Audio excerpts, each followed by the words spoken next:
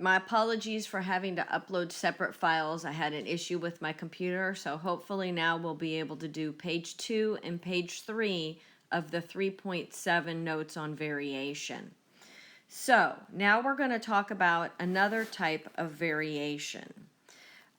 We can combine both direct and indirect variation to get combined variation.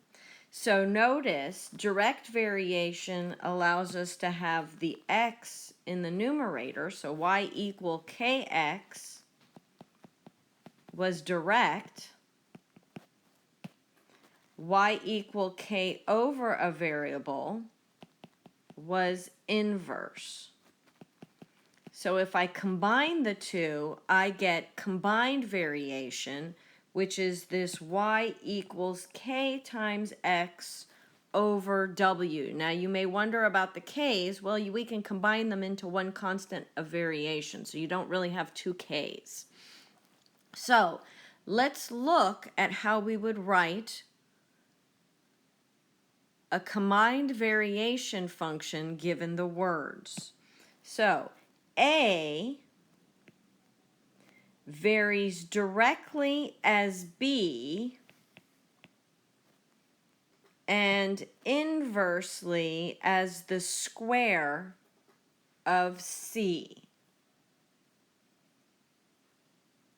So this would be over C squared. So now we have A varying directly with B and inversely as the square of C. Now this corresponds to what we just said up here, where y varies directly with x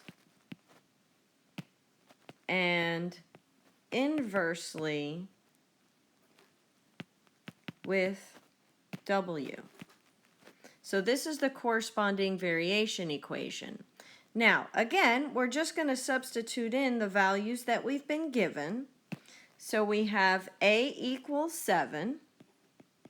K is the constant of variation that we're trying to find. B is 9. And C is 6. So we're going to square 6. So if I simplify, actually perform the multiplication on the right-hand side, I have this. Now notice we can go ahead and simplify further. 9 goes into 9 once, 9 goes into 36 4 times, giving us 7 equals k over 4. If I want to solve for k, I'm just going to multiply both sides of the equation by 4, and I get k equals 28. Now I'm going to come substitute that back in to get my variation function. So A equals k we found to be 28, varies directly with B and inversely with the square of C. Here is your variation function.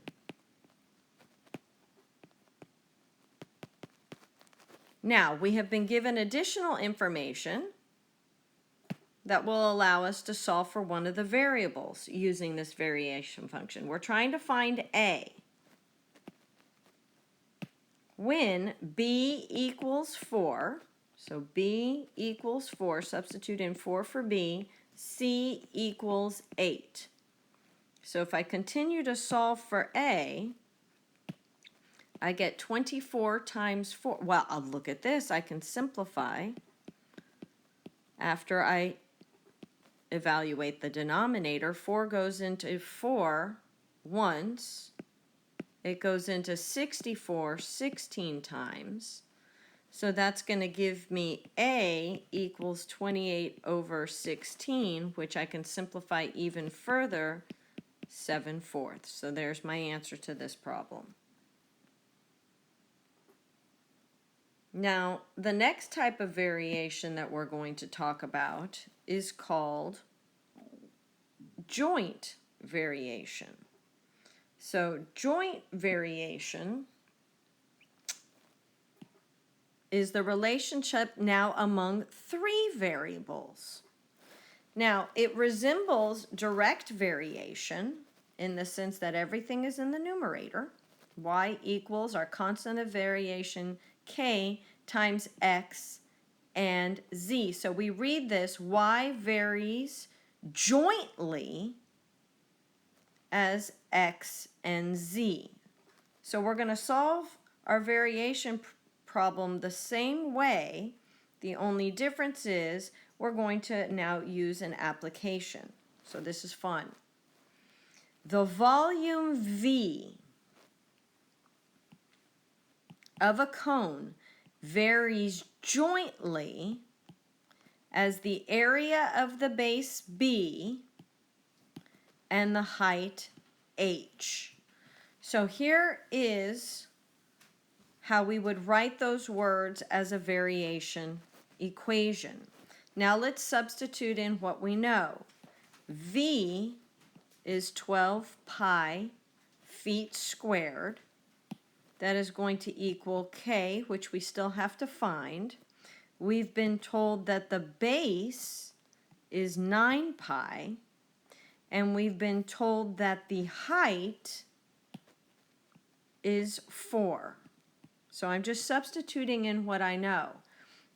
Now, if I simplify, I'm going to get 12 pi equals 9 times 4 is 36 pi k. If I divide both sides by 36 pi, what is k going to be? K is going to equal 1/3.